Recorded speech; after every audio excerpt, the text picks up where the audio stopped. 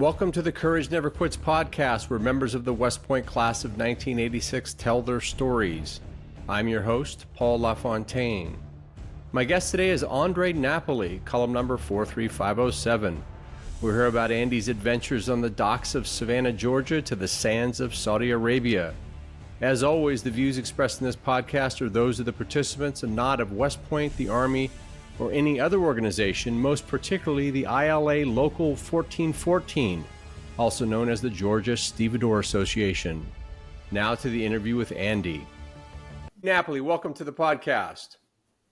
Thanks, Paul LaFontaine. It's great to be here. It's 43507 is your Cullum number, and I went in and I asked our AI astrologist what that means. And in fact, what the Academy gave you with that Cullum number is the characteristics of growth and adventure and inner wisdom. What do you make of that? I think that's generous, but we can roll with that. But that's how I always thought of you, is an adventurous man with inner wisdom. Because you in fact gave me the best advice I've ever gotten in my life. We're going to go right there. Okay. And the story is, I was going to Ranger School as a first lieutenant because for reasons of my branch, you had been successfully through the Ranger course and had tabbed out. And I asked for your advice because we were serving together, and you told me, wear a light watch. That's right. So amazing. Yeah, the context of that was, during my sort of train up for Ranger School, lots of road marches. I, like you, went not where most of our classmates probably went, like right after OBC and, on their way to a unit. I went after I'd been at Stewart for a year or so. And so I did a lot of training sort of on my own, and just long road marches, and carrying a stick, something heavy, one of those big rubber duckies, or sometimes just a piece of wood. Yeah. And I remember just in a pack, just, I don't want to do this. It hurts. And any amount of weight is really slowing me down. And I had this big sort of, Seiko dive watch or something like that. And I said, this watch is going to go. It has to go because it's too heavy and it's making a hard thing harder. And so that was my advice to you. Well, I'm glad to have helped in a very, very small way. Yeah, and that was given to you by the Academy, the inner wisdom bit, passed right on to me. The AI astrologist look up my number, which is 370, and it actually confers on to me excessive flatulence. So that's all I got out of it. I think it's completely unfair. You got inner wisdom. Number? I got flashes based on my numbers. Terribly. So AI just interprets just three numbers, or the whole all five of them. Just it goes on the three, and so that's what 370 means. So anyway, just I got to say that thank goodness that you were lucky enough to get a good number. Tell me about your setup. So you're down in Savannah. I was just down visiting with you. You're Savannah, Georgia. That's right. What an amazing setup you have. But talk a little bit about your setup and what's going on with you. Like you and I our first assignment was down here at Fort Stewart, and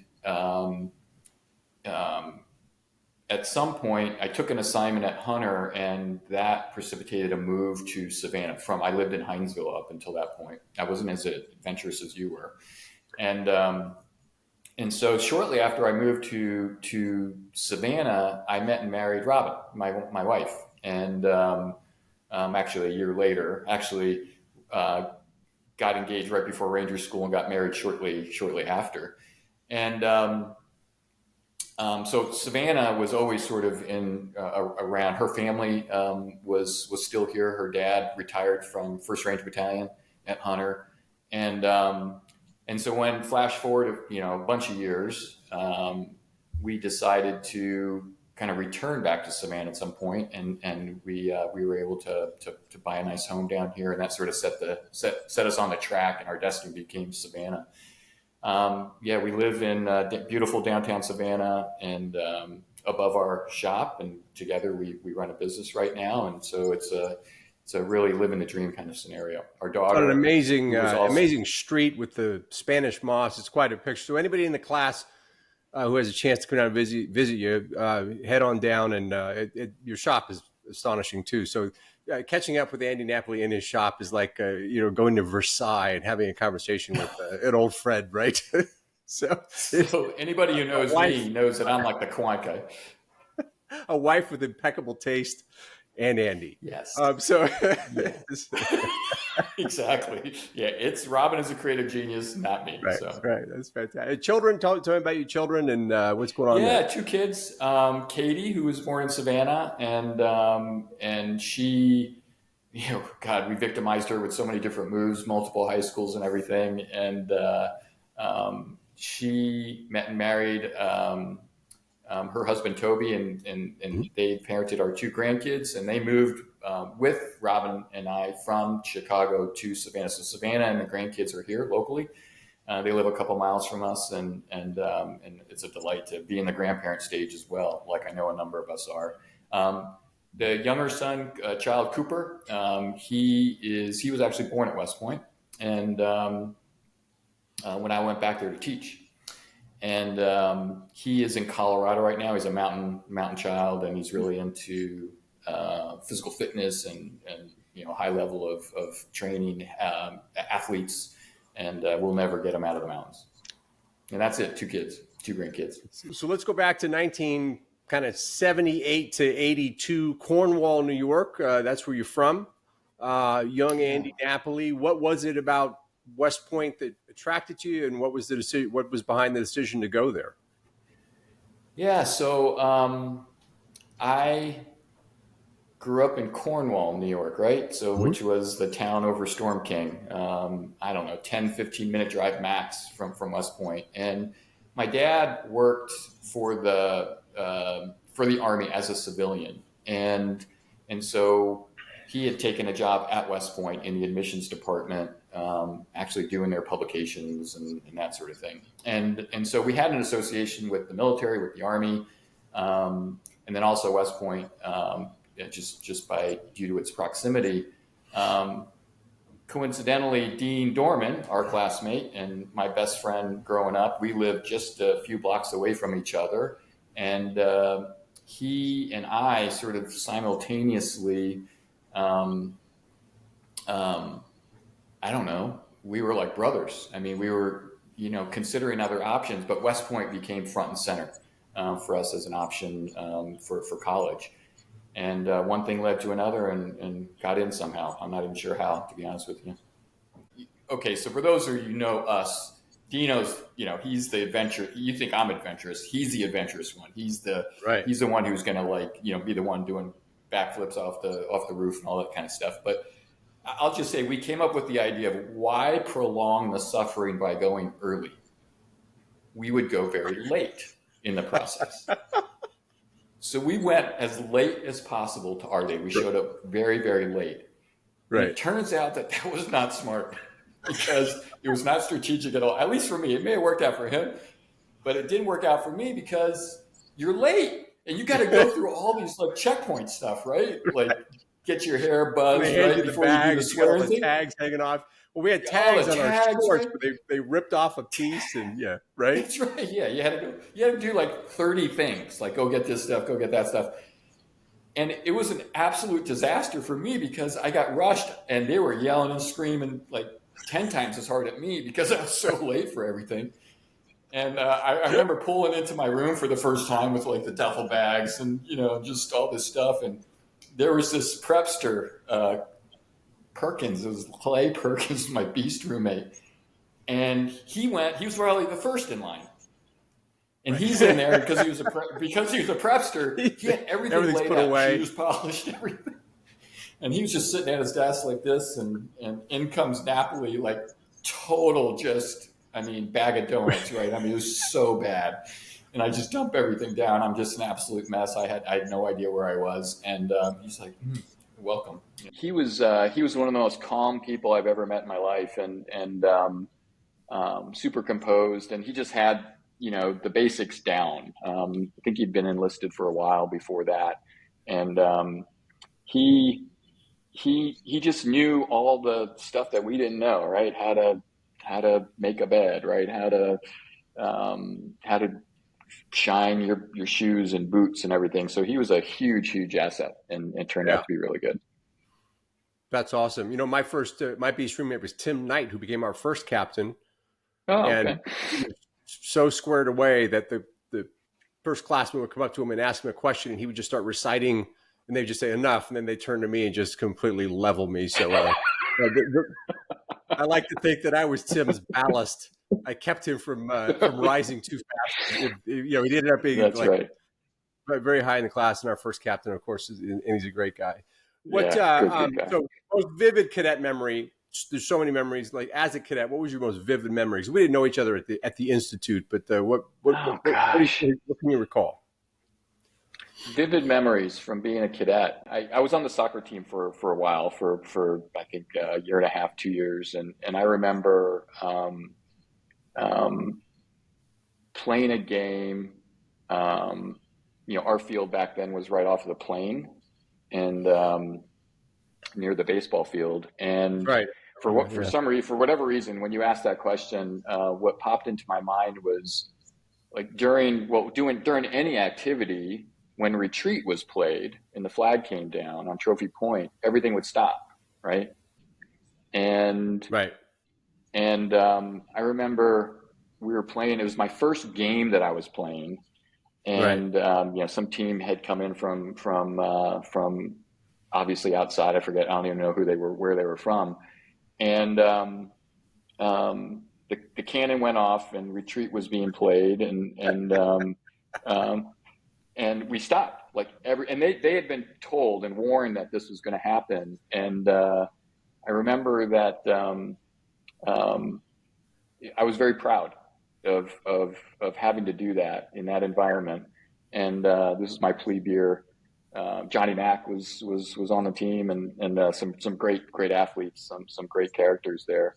And the other team didn't really know what to do, and actually some of them got a little irritated by it, like why we stopped, and they got all Yeah. mad and Yeah. everything. And then that made us mad, and that made us want us to play harder against them and try to hurt them, and then they would try to hurt us back, and Yeah. it's just the way things rolled. Like, and what did you study while you were at the academy? What was your course of study? I think we were the first class or one of the first classes to major, right? And so Could be. I don't know if you remember it was, yeah, I'm sure we all remember this. Another vivid memory. I was certainly more oriented towards numbers. And we used to, before we selected our majors, each of the departments had the open houses and everything. And for some crazy reason, I thought physics would be a good thing. And I went and visited the physics department, and they were talking all about quantum theory and everything. I had no idea what they were talking about. And I ran to the math department, talked to them, and I think after 5 minutes, I realized I was home. So I ended up being a math major. And then through all that, when did you know you were going to become a combat engineer? What was the moment you said, that's my branch? Oh gosh, I would hesitate to say that. I mean, of course, we all thought long and hard about that. I think so many different factors. We all went through Buckner together. We did CTLT. My Buckner was interesting. Another vivid memory when we all went down to Knox, and Right. we were doing armor training.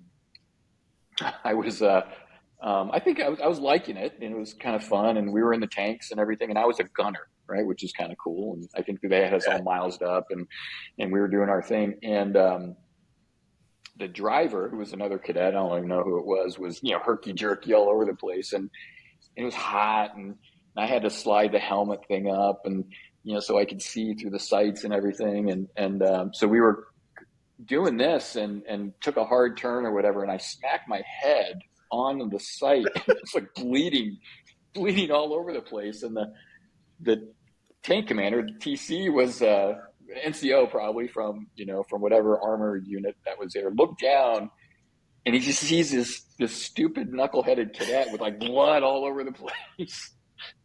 And it looked a lot worse than it was. And we had to stop the training and everything, and I had to get out, and I ended up, getting a bandage and all that sort of stuff. And I was like, okay, I'm done with armor. I can't do this. Right. CTLT, I did an engineer thing. It was bridging at Fort Belvoir, and I just really enjoyed it. I seemed to like sort of the combination of technical and sort of, the infantry stuff. And then a lot, probably the biggest thing was my friends went engineer. Dino went engineer, Danny, Sharon went engineer, my good buddies did it, and we kind of did it together. Yeah. I think those tank rides at Fort Knox discouraged and weeded out more armor candidates, because I was convinced I was going armor. I grew up making models of tanks, and I was in the hatch, and we did one of those herky jerky rides, and we hit a bump, and that thing smashed my ribs so hard, knocked the wind out of me. I said, no, that's not my branch. Not doing it. And the guys at Wind Armor, God bless them. They made a good decision, because flash forward to Desert Storm, right? And They were the first generation M1 Abrams tank, we had in the 24th ID at the time. And I remember all the tankers were just walking around, strutting around, because they had AC. I'm pretty sure that they had AC. And they also knew that there was nothing on the battlefield that could easily kill them, right? Because they had the best armor, they had the best stand-up, the best weaponry, blah, blah, blah.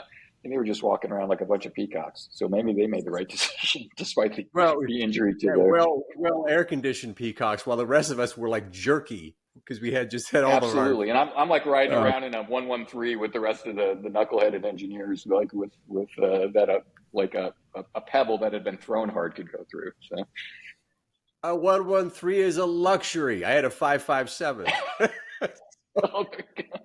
A 113 is a luxury, I tell you. So Andy and I will go on and on about 24th Infantry Division stories. We served there, and in fact, we had the good fortune to have. I think we went to NTC together.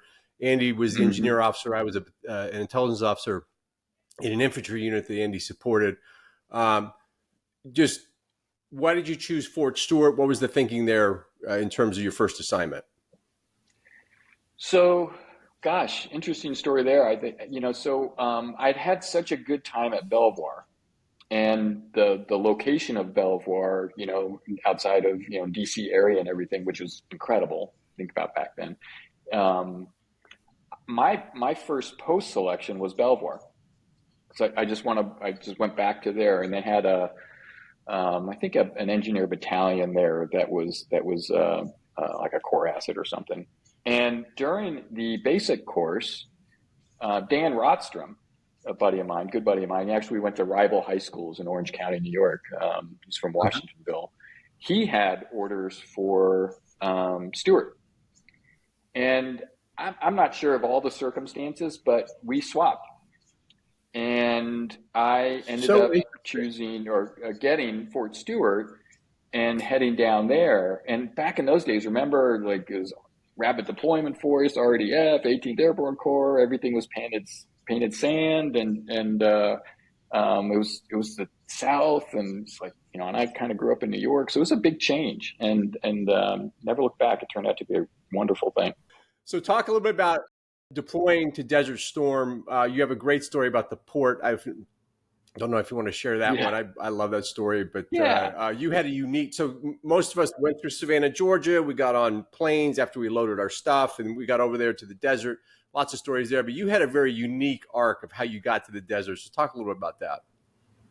Yeah. So I was the XO of Bravo Company 3rd Engineer Battalion, which supported the infantry division, right? And we brought in, some other engineer battalions, but that was our job. And each company was assigned to a infantry or armor battalion task force, right? So I was the XO, and as the XO and all other XOs, we were responsible for movement and logistics and that sort of thing. So now Iraq invades Kuwait, and everything kicks in, right? And we get called, go on alert, right? And we got to move everything, we got to deploy everything. And until that point, the only thing we'd really done was maybe put some stuff on the rail system and ship it to NTC for those rotations. But that was like wheeled vehicles, right? All the heavy tanks and everything were already out there, right? So we'd go there and rent the armor stuff out there and then come back. So honestly, I don't think we really knew what we were doing, right? So anyway, the whole thing is to get 24th Infantry Division and all of its, I don't know, thousands of vehicles, big vehicles, small vehicles, ammunition, mines, all this stuff, to the port of Savannah, which is, I don't know how far, 30 miles away. And on fast ships, these Navy ships, that multi-deck things, and so we drove our wheel stuff there, but we had to rail our heavy stuff. And once we got to the port, we got all this equipment, and it's the XOs, right? At the company XOs, battalion XOs, brigade XOs, and we know each other, right? I mean, just maybe even drank together at some point, right? But we're like, okay, all this stuff has to get onto these ships, right? And General McCaffrey was our CG, and he was a kind and gentle soul, as we'll all remember, right? And just a real hardcore guy. His Cullum number confers to him kindness and gentleness. Gentleness, that's right. But a real hardcore guy, right? Right leader for the mission. And anyway, there was a lot of like energy, right? About like, we got to go, right? We got to go. The 82nd was over there, and so. Another, just crazy, vivid memory. So it was 24/7, round the clock operations, and we had the ships had pulled in, and there were all these movement people, XOs, and everything. All the other people were in the units, were back in the barracks, getting ready and prepping and doing plans and everything.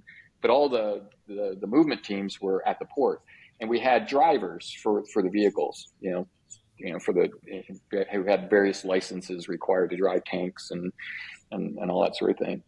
And the Navy was sort of in charge, right? Because they were piloting the ships and everything. We had longshoremen, civilians, who were guiding and organizing and inspecting and making sure that all the vehicles were tied down and positioned, and in these big ships.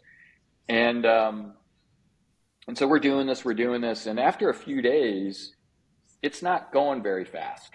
And one of the big reasons that kind of came to the surface early was that the longshoremen, they were union, and they would take breaks. And I remember General McCaffrey shows up. I don't know, it's like 2 a.m. of course, right? And we're on. I happen to be there, and he's got and nothing's happening essentially. And he gets rightfully very upset. And if you know General McCaffrey, and I never knew him personally or anything, he's a very profane, in-your-face, very direct action kind of leader. Vietnam veteran, the guy was hardcore. And so you get this poor Navy captain. I don't even know what his job was. He may have been the captain of the ship. Who knows? And he is getting lit up by General McCaffrey. And it's because the longshoremen are like taking breaks. He said, I don't have time for this. And, F-bombs flying, shit, crap, and everything. Yeah. And us poor movement guys are sitting there going, hey, this is fun to watch. This is, and essentially McCaffrey just fires everybody on the spot. Just says, okay, you're all fired. Navy people, longshoremen, everything. And he turns around and it's like, I don't know. I wasn't the only one. There was like battalion XO, brigade, maybe a brigade XO or something. It just says, you guys get all this stuff on these ships as fast as you can and don't stop. And essentially we kind of took over, and we didn't know what we were doing.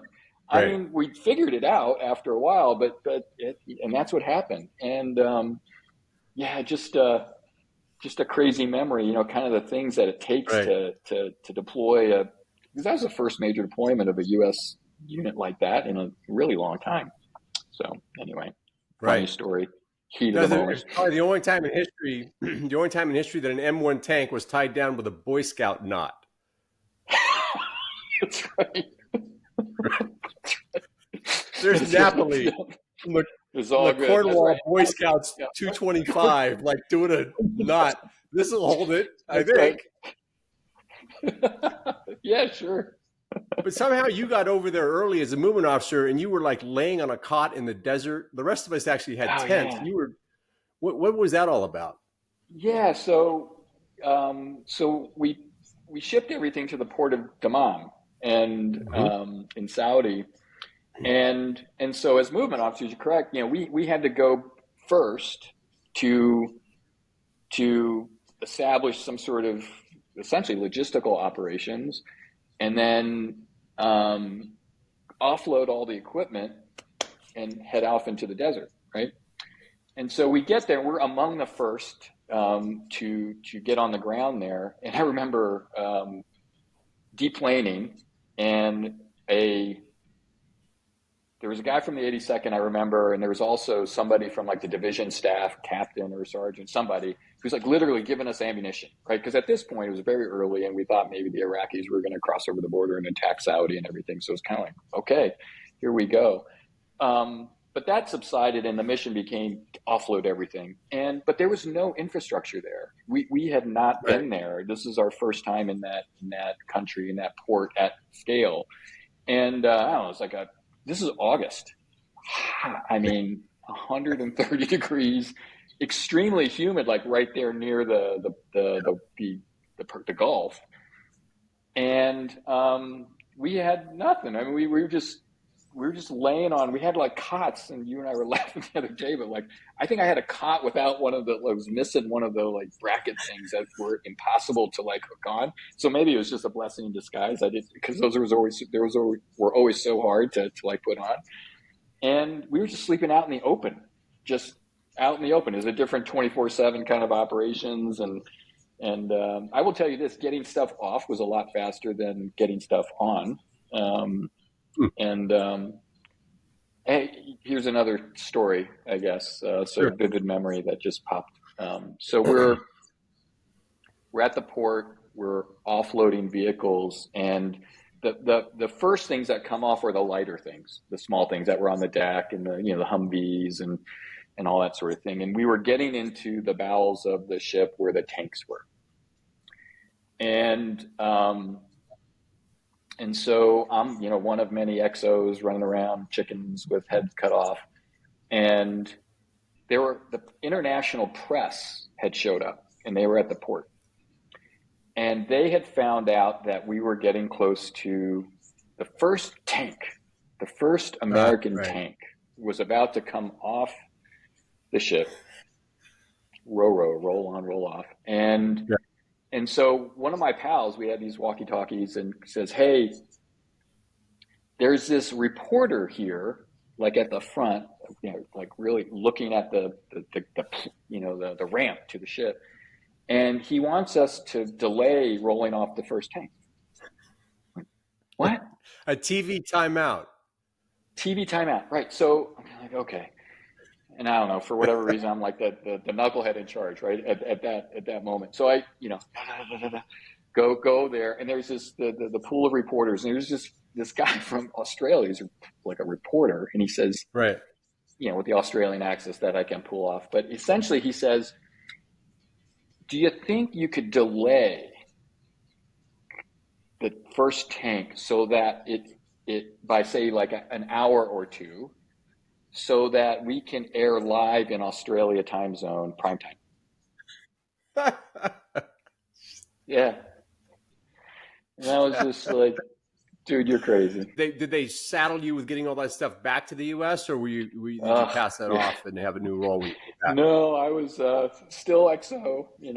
Got promoted. Actually, a bunch of us got promoted while we were out there, and so was captain, still company XO, Bravo company, 3rd Engineer Battalion, and yes. So I remember that was one of the saddest days ever. Was when the main body of my unit left, and me in a essentially all the newbies, a few veterans, but most of the people that got assigned to us very late in the ball game, stayed back. So, and I'll tell you what, loading on was actually one of the hardest things we had to do to redeploy back. And were you involved with that at all? I had to bring back a bunch of Iraqi vehicles, so I had to clean them. Okay, so cleaning, remember that, right? So and we had this micro. Yes, exactly. Yeah. Yes, exactly. Right. And we had this very capable, confident, proud MP unit from Puerto Rico. And their mission in life was to make sure that these vehicles were cleaned and passed customs prior to coming back. And they could essentially have no Yeah. soil, right? And so you remember how crazy that was, right? So we've got this armored, essentially mechanized infantry armor division. We got to get back. And we've got these pressure washes and remember the tilt rods and what they did, it was like became the enemy, right? They would go in and they would spray water and like jam this into every crevice. And if any dirt came out, you would get a no-go. Yeah. And we had like red clay from Fort Stewart coming out that had been there for, a decade. Right. And I remember how hard it was because I had soldiers who wanted to kill these MPs. They want to kill them. Not hurt them. That they were so mad, and eventually it got done, and we got back, and it was happy. But that was really hard getting back, wasn't it? Well, when people tell stories of the military and their time in service, there's always about guns and shooting and all this kind of stuff and heroes and all. But the stories you don't often hear is that the thing between you and getting home is cleaning these dirty vehicles for a period of 2 weeks, and the sheer insanity of how angry everyone is because they're basically washing cars. And it's like trying to get a cleanliness rating on a fried chicken place, right? There's always something wrong. It's crazy. So main body had come back, and we're essentially getting ready to redeploy, right, and do all clean the vehicles and everything. And Division G3 training Major Butch Brennan. I don't know where he is. Lost track of the guy, right? I remember. But really, he's from Boston. Funny as hell guy. Yeah. He real competent infantryman, just a really squared away guy. We got to know him because he and his team had not hung out, but he spent a lot of time with our unit when we were downrange for other reasons. Yeah. And so anyway, so the war's over. We're getting ready to come back, and he comes up and he's pissed off. He's a little short guy, just ranger, just like, tough as nails. And I remember. And do you remember Butch Brennan? Okay. Oh yeah. And he had just met with General McCaffrey, who we were speaking about. And he said, I just got the craziest assignment of my life. I'm like, what? So McCaffrey says, we're going to have this 24th Infantry Division Museum. Do you know where I'm going with this? And he said, yeah, I helped build it. McCaffrey? Yeah, okay. So McCaffrey comes up to him and says, I want camels. You have to bring back like 3 camels, Major Brennan. And he said, and I want them to be beautiful camels. I want a light colored camel, and I want a dark colored camel. And that's literally all he told them. That's the only thing he told them. And essentially, do not come back without camels for the museum. And you were bringing vehicles back for the museum, right? Yeah. At least my items wouldn't bite me. That's right, because they were like nasty things. Which Brennan was getting bitten. And so I caught Brennan like literally just like an hour before this, and he was still in the WTF stage, right? Of like, I have no idea how I'm gonna get this done. And then I have no idea how he's going to get zero help other than like to high five him and say, have fun with that, sir. But yeah, it's like crazy shit like that, right? That's fantastic. Yeah, those vehicles are still at Fort Stewart, I believe, right outside the gate. They are. For those of you who want a family trip and trip down memory lane, can go see the vehicles that LaFontaine cleaned with a lot of other people back in the day. So you stayed in the Army for a little bit after this. What? Obviously back to West Point as an instructor. What was the process of leaving and transition to civilian life? Yeah, commanded a company in Hawaii, then grad school, taught, and then got out shortly after that. I owed a little bit of time just for grad school. So I took a short assignment actually down in Florida, and nothing glamorous, just served the rest of the ADSO and got out. And this is where the network of friends really kicked in, because most of my closest friends, Dino, Danny Sharon, Scott Poirier, John Olby, Joe Gleason, all these guys had um, got out. They got out like shortly after Desert Storm, right after their 5-year commitment. Mm-hmm.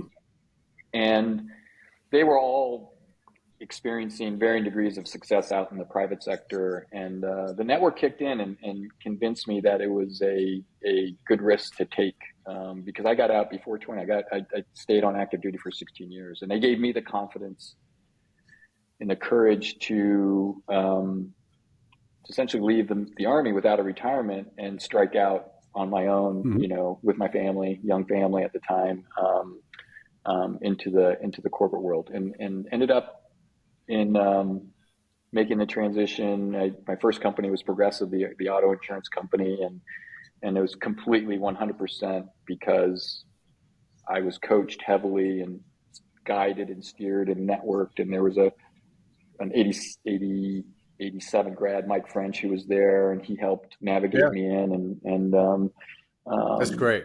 And it turned out to be a really good move. Andy Napoli of 20 years ago, 40 years of age, just kind of in that middle period. What advice would you give yourself of 20 years ago?